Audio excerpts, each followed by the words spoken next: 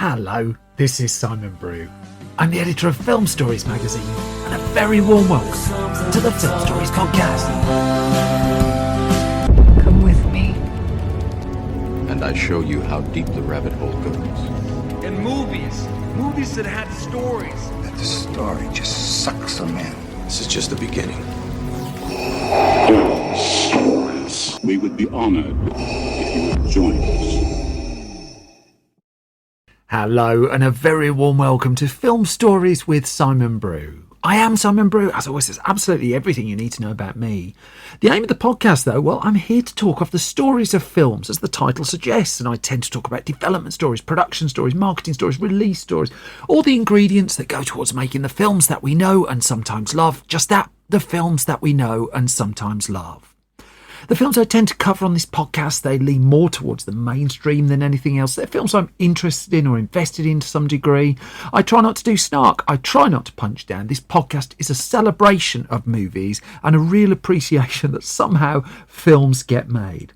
My print magazine's associated with this podcast exactly the same. It's appreciation of films at their heart. You can find more on those at store.filmstories.co.uk.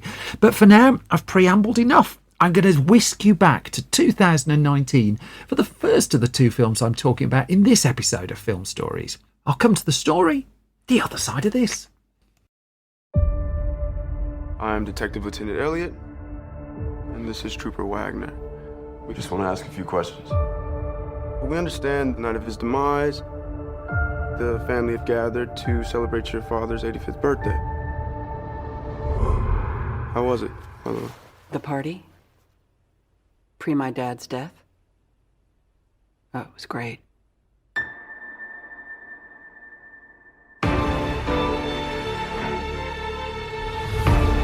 Ladies and gentlemen, I would like to request that you all stay until the investigation is completed. What? Can we ask why? Has something changed? No. No, it hasn't changed, or no, we can't ask? No, you can't ask. That is a clip from 2019's Knives Out, written and directed by Rian Johnson, with a huge cast, including Daniel Craig, Chris Evans, Ana de Armas, Jamie Lee Curtis, Michael Shannon, there's Don Johnson, you get Toni Collette, Lakeith Stanfield in there too, Christopher Plummer. I mean, the list could go on for an awful long time. And the story of it, well, it goes back to the aftermath of Rian Johnson's debut movie as a feature director, 2005's Brick, a film that many continue to hold, rightly so, in high regard as well. And it was then that he began noodling with the idea of a modern mystery movie. I mean, Rian Johnson was a fan of the film adaptations, in particular of the work of Agatha Christie. He used to love watching those films. And he was conceiving the idea then of a modern day spin, a modern day murder mystery. This was before Kenneth Branagh decided to adapt the books of Agatha Christie himself and bring Poirot back to the big screen. And as Johnson told The Hollywood Reporter, he said murder mysteries growing up had been comfort food for him. Now, in 2008, he moved on to a project that didn't spark instantly, really. 2008's film was The Brothers Bloom, and this wasn't a raging success at the time, although it continues to be held in high regard since. But if there was a film that really put him heavily on the map, it was 2012's critical and commercial success, Looper, starring Joseph Gordon-Levitt and Bruce Willis, a film I've covered before on this podcast. And it was in the aftermath of Looper's success that Rian Johnson suddenly had a slate of options in front of him. Now, the original plan there was, well, I'm going to press ahead with this murder mystery film, the film that would become Knives Out. However, Looper had brought him to the attention of Lucasfilm. Lucasfilm now under the ownership of Disney, and in particular, Disney was looking for directors for a fresh slate of Star Wars movies, and an offer went out to Rian Johnson to direct what would become 2017's Star Wars Episode 8, The Last Jedi. He took the opportunity. Now, he'd planned to do Knives Out, but then Star Wars had come calling and Star Wars took precedent. Now, the next few years were dominated by Star Wars for Rian Johnson, but it was immediately following the release of that film, and I'm sure I'll come to the film, to The Last Jedi at some point on this podcast. in very early 2018, he realised he had a small gap of time. That professionally he'd been recruited off the back of The Last Jedi to come up with and oversee a new trilogy of Star Wars movies. So that was very much on his slate to do. He wasn't going to be directing the 9th Star Wars, episode 9 in the Star Wars franchise that would go on to become The Rise of Skywalker. Instead, his view for, as far as Star Wars was concerned, was far further in the future. And so that left this space. And so he went back to his murder mysteries idea, his murder mystery film. And he started just penning it. He would say in interviews that even though the film had been in his head for a long time, it would be wrong to say he'd been constantly working on it. And it was only at the start of 2018, really, he could put a dedicated clump of time into the project. And he was working with his longtime producing partner, Ram Bergman. And what Bergman came up with was a schedule that would allow Johnson and Bergman to make Knives Out really, really quickly before he was due back on Star Wars duties. Because the question they started noodling at the start of 2018 was, could they turn this film round, start to finish, in under a year? And so they kind of plotted that back. Well, you'd want to start shooting it as late in the year as you could because the thing isn't written at this point. And so October 2018 would have to be the start of production. They'd need around 8 weeks to get the film done in time for Christmas as well. So not a short shoot, but also a relatively economic one. And there was the small matter of the fact that Rian Johnson had to write the thing as well. And even though there were ideas at that point, there wasn't really a script that they could put in front of people and say, do you want to do this film? So no cast, no script, no company backing it, no budget, nothing really of substance, short of the fact that they realised that they had a shot here, that they could do this, that they could at least try and do it by the end of 2018. And as Rian Johnson would admit, it was the tightness of that schedule that would give him the nudge he ultimately needed, that he would reflect to The Hollywood Reporter in a separate piece. He said, I'm a very slow writer, so the timeline that they'd set out, quote, seemed ridiculous to me, but I sat down and did it. And did it, he did. That he dug back into the Agatha Christie style. He moved it to the modern day. He weaved in modern politics, comments on modern society. He named his characters after 70s musicians. He invented this central character of a detective by the name of Benoit Blanc. And the ingredients were slowly coming together for the story that he wanted to tell. Now, Johnson was working in parallel with Ram Bergman at this point. That Johnson was writing. He was pulling back on the swearing, I should note, just so he could get a PG-13 rating in the US. That one of the original drafts of Knives Out was a bit more potty-mouthed. And then Bergman was starting the preparation work for the film. He was bringing back personnel who'd gone through the experience of making The Last Jedi with Rian Johnson, checking out availability. Does anyone else fancy joining us on this balmy adventure? And also he started scouting out, well, just where can we shoot the film? Because he knew that the story that Johnson was fashioning was going to be set primarily around one big mansion. And so for the purposes of that, they would need a mansion. They weren't going to build one. They were going to do this on location where they could. And Bergman soon identified a place in Massachusetts where they could set the bulk of the film. In came David Crank as production designer, even as Rian Johnson kept writing. And so David Crank was then looking at the house, trying to put in all the tiny little details. He started redressing the house. If you look particularly at the doll's house in the movie, that is something that David Crank talked about in interviews as well, just to demonstrate the level of detail they went to in the dressing of the set. And then it was a case of Johnson just tying up the script. As he would talk to Vulture about, he would show the script to some of his friends, and he would be greeted with some degree of skepticism by friends as well. Johnson would say a few reactions were, well, we like this kind of movie, but why do you want to do this? And Johnson admitted he did stop and think about that, but then he said, I felt like I knew deep down inside why I wanted to do it. Now, it was a tricky one as well to send out into the world, because where are we? 2018. This is key franchise season for the big movie studios. They're not but they weren't seen to be looking for standalone movies, original standalone movies. It was pre-existing books, material, sequels, franchises, universes. And so trying to get something else through that, and then the even bigger challenge, making it a hit at the box office, that suddenly that had become the end of level boss challenge in the business of making movies. But still, Johnson was on schedule. The script was finally done in August of 2018. And that gave them, 2 months before filming was due to begin. Couple of problems there. First of all, they didn't have the money they needed at the start of August 2018 to make the film. Second of all, they didn't have a cast. To repeat, it was 2 months before filming was due to begin. But fate would play them a very, very useful hand. Because running parallel with this, there was the development of the new James Bond film, the project that would ultimately morph into No Time to Die. But in 2018, it was Danny Boyle who'd signed on to direct whatever the new James Bond film was going to be. Daniel Craig had confirmed he was going to return for one final adventure as 007.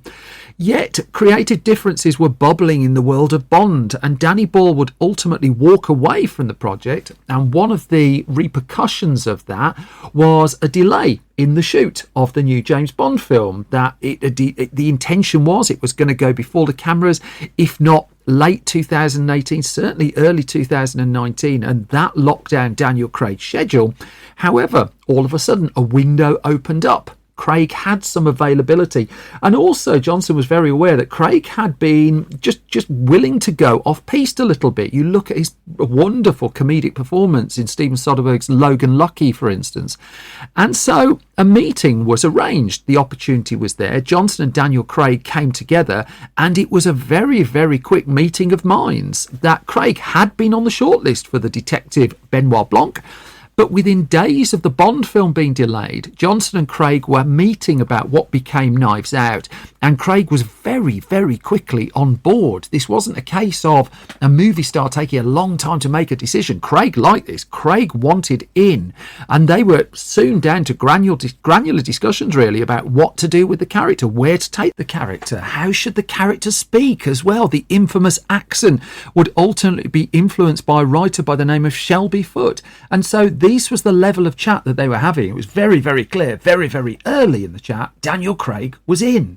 Now, this was gold dust for Knives Out, because not only had Rian Johnson come off the back of a Star Wars film that had grossed $1.3 billion at the global box office, and obviously it's within the umbrella of the Star Wars universe, so it was always going to do big money, but it always helps to have a big hit behind you. Just look at how James Mangold managed to get Le Mans 66 off the ground, because his Wolverine X-Men film Logan had done good money. That no one's saying that was all down to James Mangold, that it made money, that there was the pre-existing franchise, the pre-existing character, but he'd done a good job. There'd been a return of cash come in, and as such, that greases the wheels for the next project you want to do. So straight away, Rian Johnson had some currency there for whatever his next film was going to be.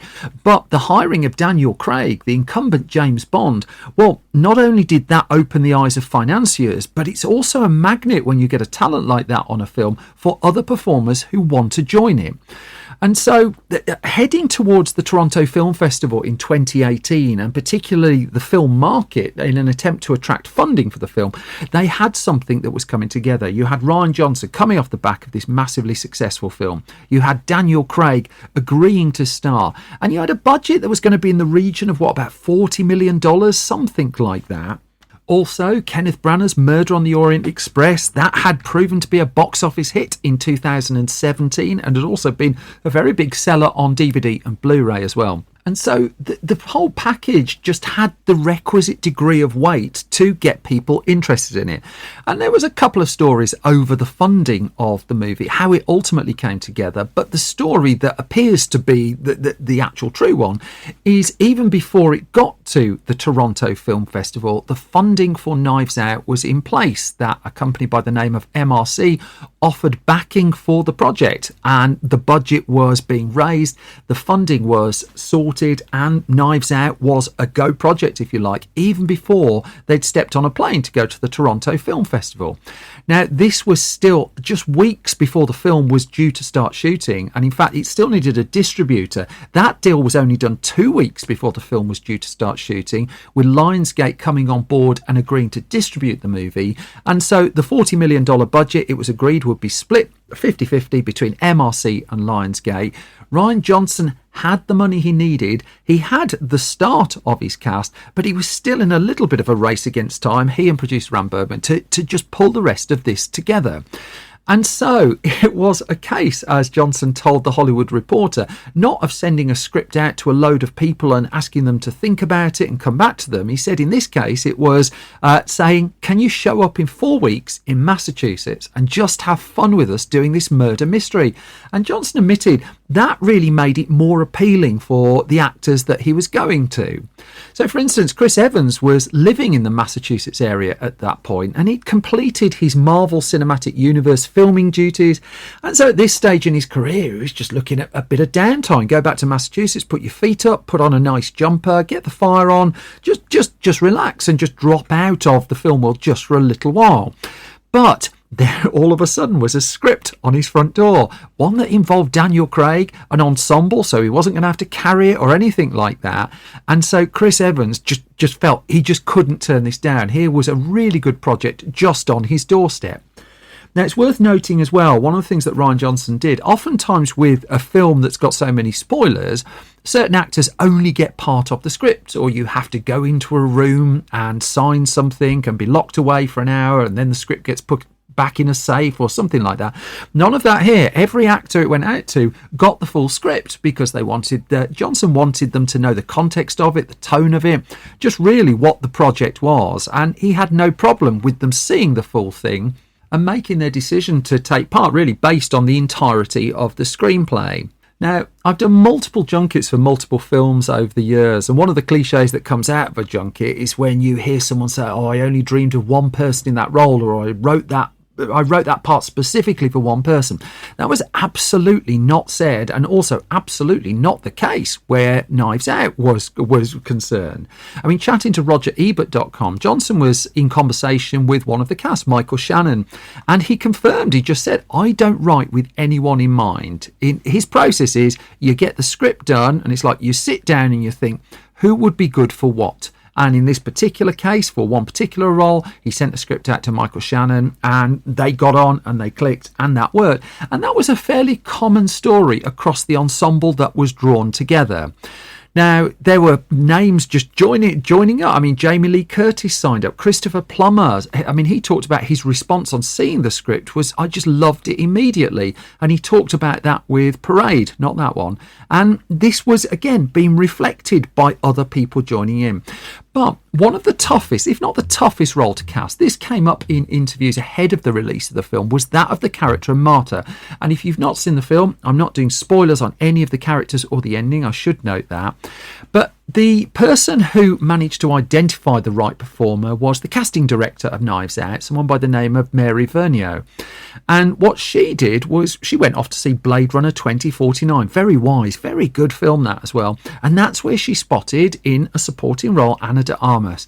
Now, Ana de Armas hadn't gone on to do James Bond or anything like that at this point. She was an up-and-coming new acting talent. And she was spotted and called in for a meeting with Rian Johnson and was soon cast in the movie. This extensive ensemble cast was pretty much in place. One thing Ana de Armas needed to be on top of was being able to make a good vomiting sound. That was one of the demands of her character, and so she got down to work getting that done while the rest of the pre-production was completed. And it got to a point that this time scale, this really contracted time scale, was really paying off for the film, because on October the 30th 2018, off they went to Massachusetts for the filming of Knives Out. The first shot was called on that day. Now, the mansion that would be home for the bulk of the movie as we see, it's actually a couple of different locations in the end were required to recreate it. And then the upper floors of the mansion that we also see, well, on location, they couldn't actually make those work on film. The contracted space just didn't really suit what Johnson was writing down in his screenplay. And so at that, there was a part of the production where they did go off and do some more traditional soundstage work with some set construction involved. A key influence, it's worth noting, on the look of it was 1972's Sleuth, not the remake. That was informing just a little bit of the visual style of it, although you'll see lots of touch points right throughout Knives Out. I don't think you have to look too far to see some of them. One little bit of trivia that Johnson discovered during the filming, and certainly during the preparation of the film, he revealed this in a piece to Vanity Fair, was he wanted to get hold of some iPhones from Apple for the characters to use in the movie.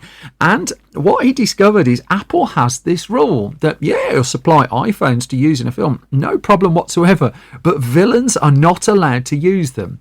So if you're forearmed with that kind of knowledge and you go and see a murder mystery and one of the characters who might be a suspect is using an iPhone, it would be a fair bet that they are not the bad person in the film. Now, I don't know if that holds right throughout the history of cinema, but it sounds incredibly plausible to me that Apple would be that controlling over just who's allowed to use an iPhone on film. It was still a hard deadline to get the film wrapped for the end of December, which was as long as they had, because they didn't really have the safety net of going weeks over schedule or an awful lot of time for pickup shots or anything like that, primarily because Daniel Craig still has his 007 commitments to attend to. That the requirement was he needed to be on set and on location to reprise the role of James Bond at the start of 2019. So this film had to be done. So it was a bit all hands on deck, but most of the cast, I've not seen any dissenters really, were reporting in interviews that this was an enjoyable shoot. And Johnson was encouraging them to kind of probe at the plot a little bit. Can you find, is it watertight? Can you find any problems with the mystery? And it was a case that they would keep asking questions and they wouldn't be able to break it. That it just felt like the story that Johnson had fashioned, built off the back of watching and reading an awful lot of murder mysteries and that fandom of Agatha Christie. Well, it was working, and the core story that he put together was holding, even as the other more contemporary themes were just woven around him. Christopher Plummer, again, would tell Parade, again, not that one, that we laughed a lot during the making of the film. He says, when you've got a cast like that, it makes for more competition. Suddenly you're really on your toes. You have to be, and that's healthy. The shoot in the end went on. There were 38 filming days in Knives Out. It wrapped up on time. It wrapped up on budget. The last shot was called on December the 21st, 2018. And that gave Johnson about 8 months in post-production just to fashion and complete his film before he was back off to galaxies far, far away. So as Johnson got down to the editing of the movie, he also brought in a composer very early. He'd been talking to a composer by the name of Nathan Johnson years and years before, even when he was just noodling with the idea of Knives Out, before he'd made Looper even, the first conversation was had. And so Johnson came in and composed the score. That's Nathan Johnson, not Rian Johnson, just in case I'm making this even more confusing than usual. Meanwhile, there was a little bit of visual effects work that needed to be done as well. And the cut was coming together. I mean, the cut was being locked down and Lionsgate was taking a look at it, and Lionsgate was really enthused with what it had. That it knew it had a bit of a marketing challenge because it was going to fire this film out. It was identifying the end of the year as a release slot for it, and there was going to be a lot of competition at the end of the year. So it knew it had to come up with something that would cut through, that would at least give it a sporting chance of making a box office return. Again, the success of Murder on the Orient Express, that gave it some confidence. The strength of the cast list, that gave it some confidence as well.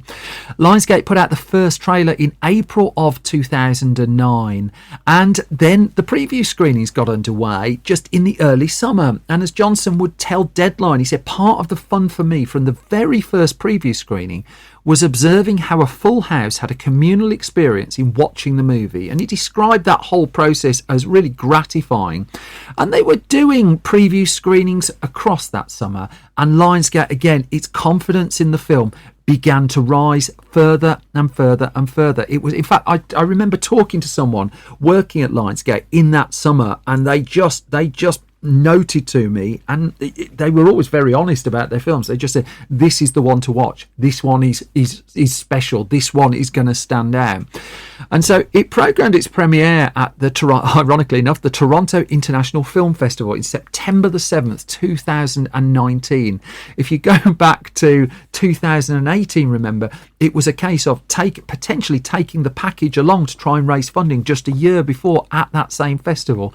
And now it was going to be getting its debut. The reception, well, it went down a treat. The reviews from the Toronto Film Festival were really, really, really strong. Standout performances right throughout the cast: Toni Collette, Michael Shannon, Jamie Lee Curtis, Chris Evans, and particularly Daniel Craig at the heart of it. They were being lauded in the critical notices that were coming up.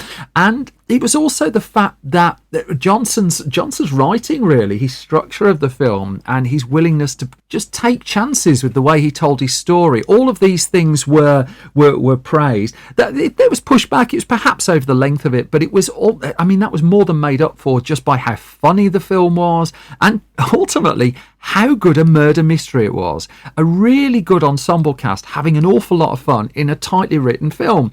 And so the response at Toronto was strong enough that Lionsgate just continued to double down on the promotion for it. In fact, one of the things it did was it looked to generate an awful lot of word of mouth through social marketing. Now, this was not massively unusual at this point, but that was primarily where Lionsgate was putting the bulk of its focus. It was protecting the secrets of the film, but it just wanted to get conversations going. And one byproduct of that was that when the film ultimately arrived in cinemas, it got a higher than expected amount of walk-up business. And this is people who didn't pre-book their tickets. They'd just perhaps heard about the film, walked along to their local cinema, took a look at it, and it's just like, yeah, I'm going to go and see that. They weren't necessarily choosing the film weeks, months before. They were there on a whim because they'd heard of it. And what Ram Bergman told Deadline just said, Lionsgate didn't try to sell the movie on what it's not. They loved the script and what we made. Lionsgate believed that day one we could go wide, not just to a sophisticated adult crowd, but reach everyone. And so that decision by Rian Johnson to cut all the swearing out, well, that was also turned out to be quite a useful ingredient in the midst of all of it. So let's go to the film's release. In America, it came out the weekend of the 27th of November to the 1st of December in 2019, the Thanksgiving holiday, and straight in second place with a $41 million opening weekend. So that's appreciating it's not a case that every dollar spent at the box office goes back to the film company. Far, far from it. On paper, at least, the takings from week one had covered the production budget. Of course, it would take a little while to go into profit, but it would nonetheless go into profit. The films that were around at the time as well, I mean, Frozen 2 was topping the chart by a long, long, long way. On its second weekend, that had grossed 125 million.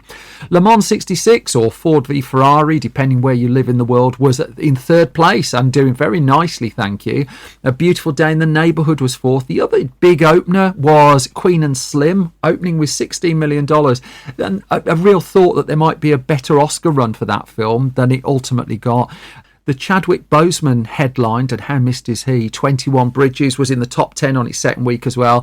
Playing with Fire, underrated live-action family movie. My kids love that film. Roland Emmerich's Midway, Paul Feig's Last Christmas, and then Joker was hanging around the top 10 as well. But for Knives Out, the word of mouth carried into its second weekend. In fact, it did with Le Mans 66 as well, which was on its fourth weekend and holding quite a lot of its business from week to week.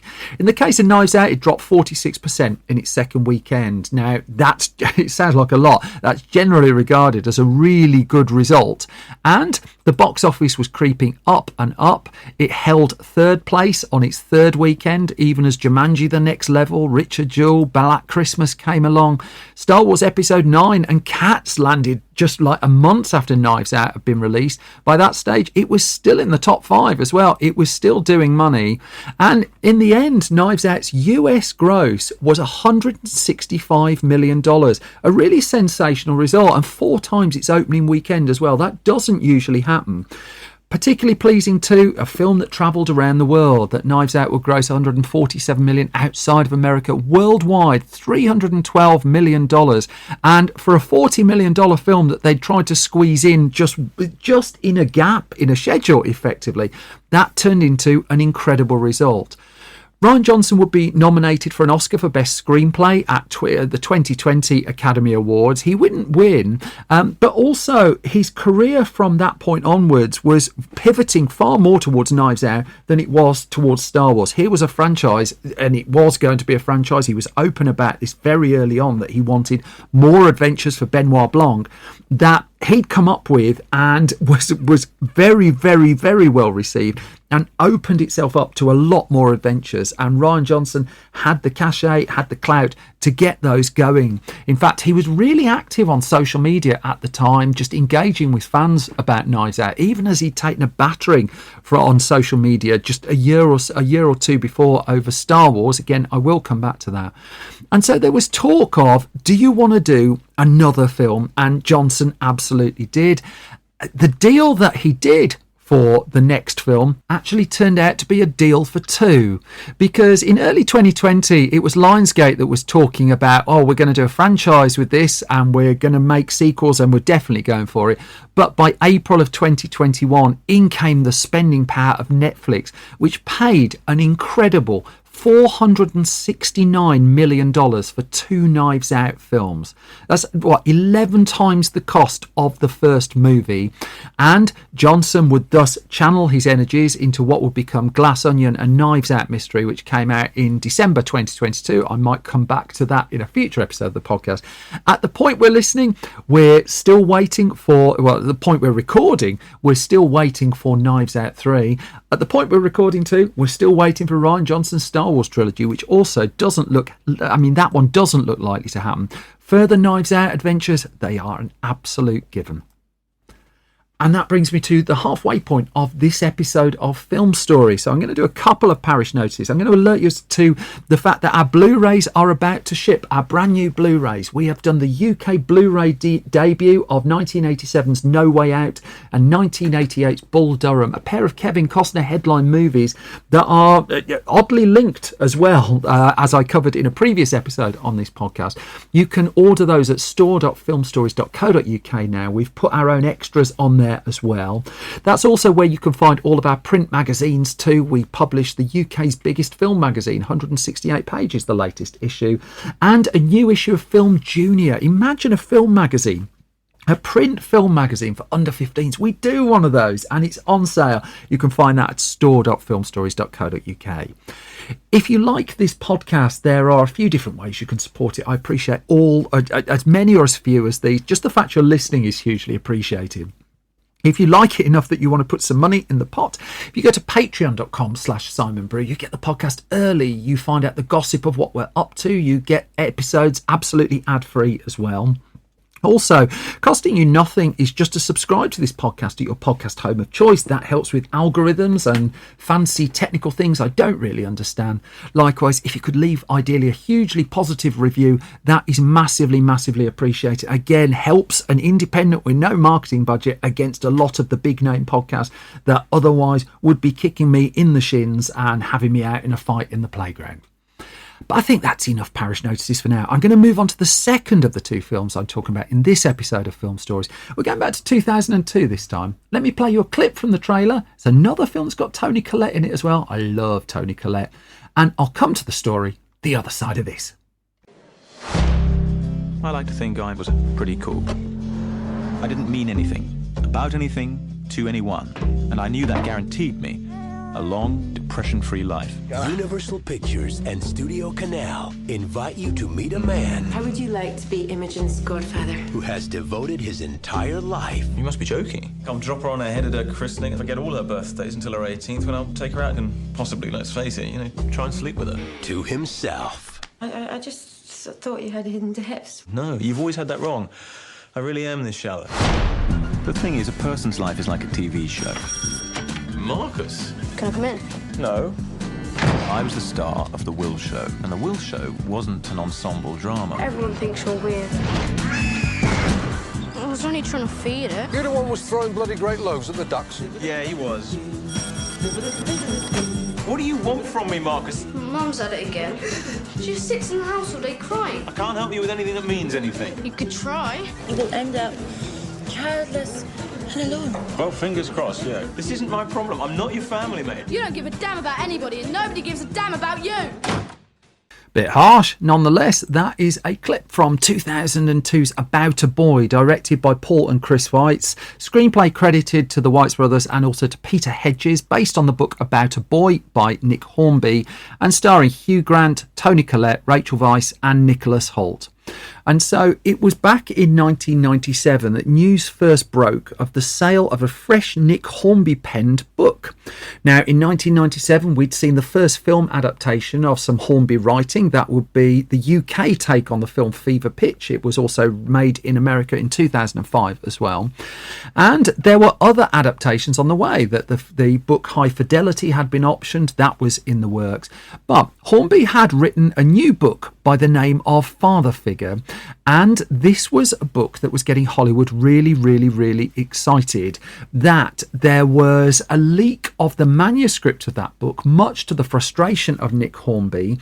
And by October 1997, this book had leaked out to agents and to Hollywood studios, and a bidding war was very, very quickly underway. That Hornby may well have been annoyed, but within days, gigantic offers to option the book for film were coming in. As per a report at Variety, which talked about the leaking of Father Figure and also the bids, that they were coming from everywhere. Variety wrote that bids grew more frantic when word leaked that Miramax co-chairman Harvey Weinstein, convicted rapist now, had jetted to London to try and secure the book. The price was $1.5 million, $2 million. It was going up and up and up and up. This was the era of Jerry Maguire about to hit as well, and it just felt like it was the right book at the right time, and the fact that so many parties were interested in it was just inflating the price. Now, alongside this, Robert De Niro's production company Tribeca, that he was running with James Rosenthal, was also interested in the film rights. That Tribeca primarily set its home up at MGM, but it persuaded New Line Cinema to enter the bidding for Father Figure and to get its checkbook out. Now, this was New Line Cinema just as Austin Powers, the first Austin Powers had come by. The second was still a little while off. The Lord of the Rings films were just around the corner. And there was a little bit more risk-taking within New Line, I think. Nonetheless, it was leading the bidding for the film as well. I mean, there was risk-taking and there was risk-taking, and it was a case that New Line would stump up in the end $2.7 million just for the option of the book before any screenwriting had taken place, before any stars were on board. But part and parcel of that was Tribeca would co-produce and Robert De Niro's name would be on the credits, even though he wouldn't be starring in it. And so there was Nick Hornby, originally quite annoyed, then with a rather sizable cheque in his back pocket and Robert De Niro as a new collaborator. And in fact, the development got underway fairly quickly, that a script was being put together by Peter Hedges, who'd penned What's Eating Gilbert Grape. Terrific film that is as well. And by December 1998, just over a year after the auction was completed, it looked like things were ready to go. That British director Ian Softly, who'd made Hackers and was enjoying success with period drama Wings of the Dove, he had agreed to direct the film that was now called About a Boy. New Line was still happy, was still setting up there, and it was a case that it was just sort the casting out and we can get going on it. Now, Hedges, in one of his early drafts, had changed the lead character from British to American. That Hornby, of course, is a British writer, but it was known that High Fidelity was going to have, it was taking that story from Britain to America and changing the nationality of the characters there. So there was some degree of precedent there. But then several months later, in fact, we move forward to October 1999, The Guardian was reporting that it wasn't an American leading the film after all, that Hugh Grant was now in line for the lead role in the film, just months after Notting Hill had been a global smash hit romantic comedy. And so the lead character, Will, was now going to be British and not America. And Ian Softly was still involved at this stage, but he wouldn't be for too much longer, because we jump forward another year, in fact a year and a month, because we moved to November 2000, and Variety at this point was reporting that Ian Softly had now departed About a Boy over disagreements to do with its casting. And that's when attention instead turned to a pair of brothers who'd been enjoying a success of their own just a year before. That Chris and Paul Weitz had co-directed the first American Pie film, which had been a staggeringly profitable success. They'd been interested in Nick Hornby's novel when the original auction sparked up as well, so they were more than familiar with the About a Boy project. The thing is, that the thing that gave pause both to Hugh Grant and also to Nick Hornby was, well, they're the American Pie people, aren't they? And that's how they were bracketed, really. And do the people behind an admittedly charming gross-out comedy really have the sensitivity and the sensibility to tackle About a Boy and to keep the tone of it in place? And so Hornby was said to have had reservations. Grant had reservations until they all met up. And it was at that point they realised, actually, there's a lot going on with this pair. Paul and Chris Weitz were thus involved and on board, and as they told the blog One Guy's Opinion, that the idea of Americans coming on board a very British story at that point, they said we concentrated on the bits of it which weren't necessarily quintessentially British. Although we didn't translate anything from the British vernacular to the American vernacular, what the Weitzes said was, I think that the themes of isolation and addiction to pop culture as a sort of anaesthesia against being involved in the world were quite universal. And they argued, we're going on the theory that if people think it's funny, they're not going to care what accent it's done in. Now, they eventually felt too that the lead character had to be British, although they did, according to one or two stories, reach out to Brad Pitt as a possible lead for the film as well. Now, there was some sense to that. Brad Pitt, massive movie star, guarantees you're going to get bums on seats for the first weekend. But also this lead character in the film was something of a struggling man, pretty much a loner as well. And could you really see Brad Pitt pulling that kind of role off?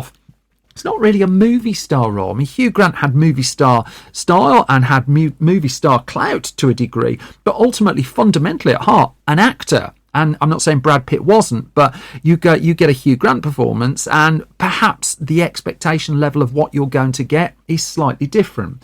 Although at the end of the 1990s, the expectation of what you were going to get from a Hugh Grant performance was the fella out of Four Weddings and a Funeral or Notting Hill, the kind of bumbling, lovable British romantic comedy lead. And one of the things the Weitzes were concerned about, if Hugh Grant was concerned about them, well, they were concerned just which Hugh Grant they were going to get. And so what they did, well, they all met up. Hugh Grant flew to Los Angeles to meet Chris and Paul Weitz, and they went to work on the script together, and they had to really determine at heart that they wanted to make the same kind of film, that they were all on the metaphorical same page. They didn't want Four Weddings Hugh, and they weren't in the end going to get him, because Hugh Grant just felt the same. He didn't want to do the performance he'd just done. He wanted to do something slightly different. And here was a not particularly likeable lead role, and a challenging one at that as well. And so it seemed like there was a path forward here, that the star was on board, that there were now writers and directors on board again as well. And Ian Softly had reportedly left over casting, but here the casting just seemed to have sorted itself a little bit as well. And so Paul and Chris Weitz completed their first draft of the script, and by the start of 2001, they had a screenplay. Things looked healthy. This looked like it was going to press forward, until a corporate restructure kicked in at New Line Cinema. Now, New Line Cinema had been acquired by Warner Brothers in the mid-1990s through various labyrinthine methods. And so whilst it would be many years before New Line was totally absorbed by Warner Brothers, this was still a point where the company was under some degree of pressure. That New Line was just putting all of its eggs in the Lord of the Rings basket. It was having to fund up front 3 Lord of the Rings films, the first of which was coming out towards the end of 2001. And here were the Weitz brothers at the start of 2001 with a film that's going to cost $20-30 million. And New Line was restructuring, and also it was just pumping its money towards Lord of the Rings. There would be no return on Lord of the Rings coming in, which was costing, $300 million or something like that just for those films. And this was New Line still being run as a smallish independent. Well, it just wasn't adding up. And so what New Line then did was it put the project into turnaround. Nick just said, we can't do it. If someone else can come in and pick up our costs, we will let them have the project. And of course, there was still enthusiasm for this. The memory of the auction all those years ago, not that many years ago, was still fresh in the minds of a couple of studios. And here now, a script had been put into place. There were filmmakers, there was Hugh Grant. And so Fox 2000 put in a bid, Miramax put in a bid, DreamWorks expressed interest as well. But in the end, it was working title through its Universal links that secured About a Boy. Now, Hugh Grant had made several films with working titles, so that made some sense. And it was a case that the film was going to cost $30 million and Universal would be able to put that kind of money in. The Weitz brothers could stay on board. And finally, in early 2001, it had a green light. There were still bits of casting to sort. Rachel Weisz came on board.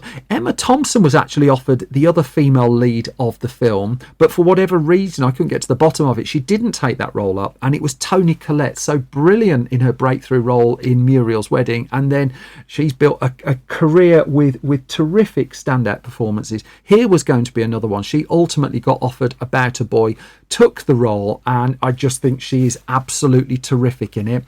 The young boy in the film, meanwhile, would be played by a new performer, a guy called Nicholas Hoult. Now, this would be his breakthrough role. This would be his first big screen outing. He'd done a couple of bits on the small screen at that stage, but he had to audition. It was a very lengthy casting process and audition for it, and Hoult was still at school at the point. He went through the auditions, got through the early rounds, and eventually got offered the role, and there you have it. There was his sliding doors moment almost of his career and his life. This would pave the way to him becoming the actor that we know him as today, really. But at this point, he was just a novice. He was 11 years old when he landed the part, and a major role in what was going to be a relatively prominent comedy drama. So filming could begin in middle of April 2001, and the film was shot in and around London. Paul and Chris Weitz decided to set it in London. The temptation to move to America was resisted, although High Fidelity had come out by this point and had been a success, and that had worked particularly well in America. It was 7 weeks spent on location in and around London, and then there were scenes set in flats and houses where for the interiors of those, they were built on sound stages at Shepperton Studios, which is where the back end of the production took place. There had been concerns, Paul Weitz admitted to, again, the blog One Guy's Opinion, of being Americans and working with a British crew for the first time, that American Pie had been made purely in America. And so they were shooting on location in a country that wasn't necessarily that familiar to them, with a crew from that country as well. And as Paul Weitz said, he'd been advised ahead of the shoot, don't show any weakness because the Brits would consider them idiots. And Paul Weitz would then reflect, it's true, they do think you're an idiot, which is great, because whenever you do anything remotely intelligent, they think you're fantastic. They got on particularly well, and things were moving very much in the right direction.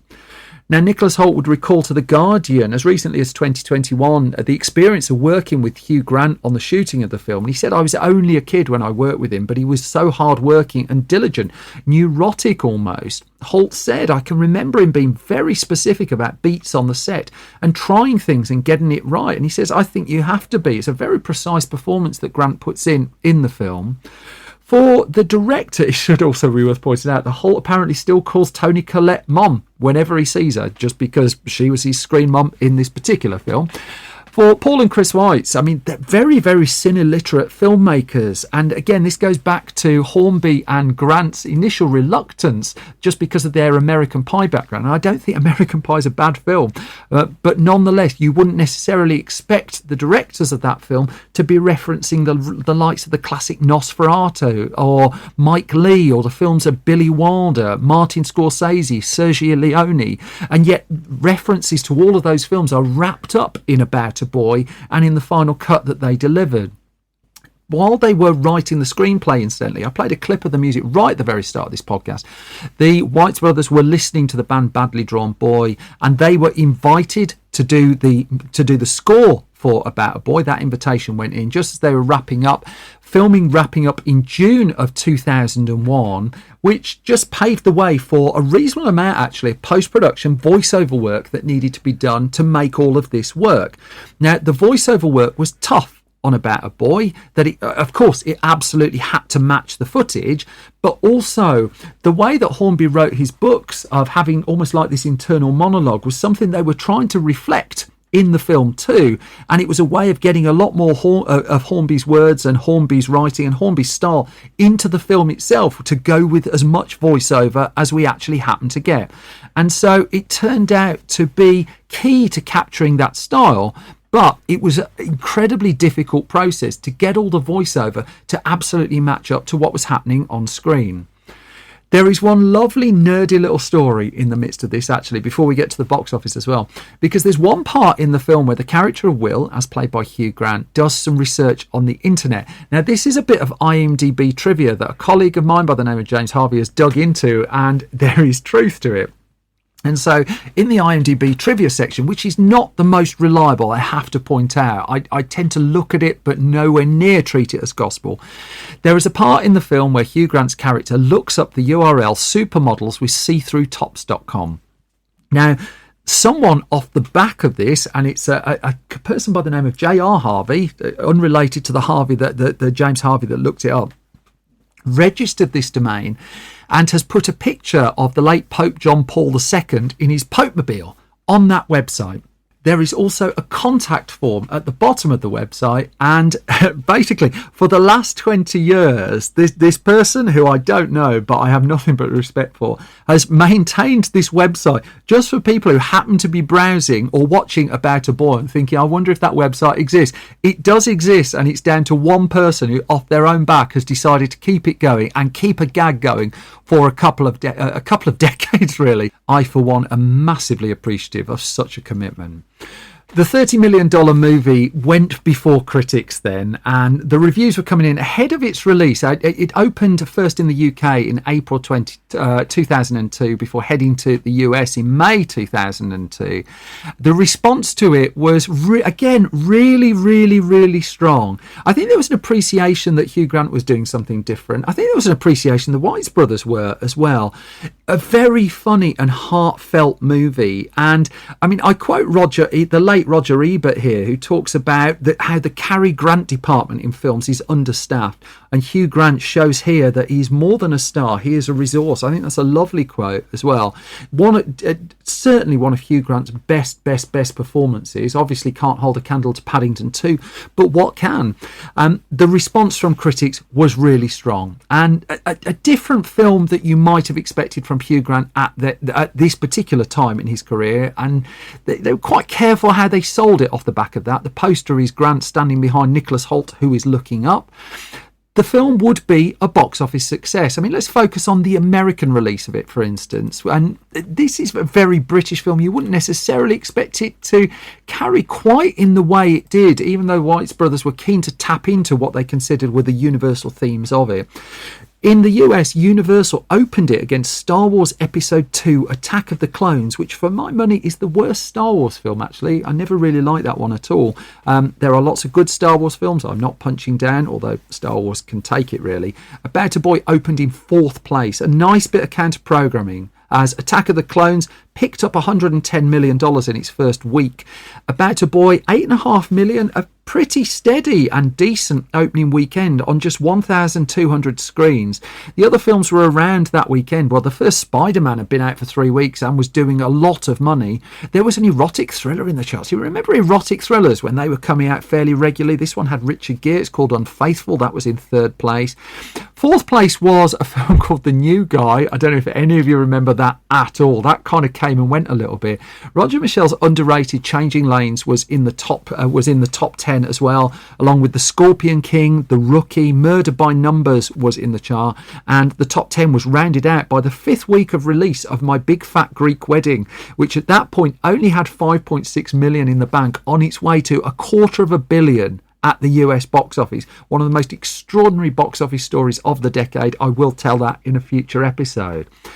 About a Boy hung around a little bit, and the competition was quite tough as well. That Christopher Nolan's Insomnia remake arrived the week after, 20 million. Jennifer Lopez in the wonderfully titled Enough, a film critic's dream, that title.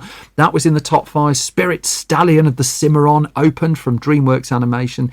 About a Boy quite happy, just hanging around in the top 10, which it did even as The Sum of All Fears appeared the week after, and Undercover Brother appeared the week after as well. And after a month, it was still hanging in there. Top 10 as Bad Company came out and Divine Sisters of the Ya-Ya Sisterhood. In the end, in the US, About a Boy grossed a very, very tidy, thank you very much, 41.3 million. But the big story was it did double that outside of America. And this acclaimed comedy drama had helped itself to 130 million worldwide at the box office by the time its run was done.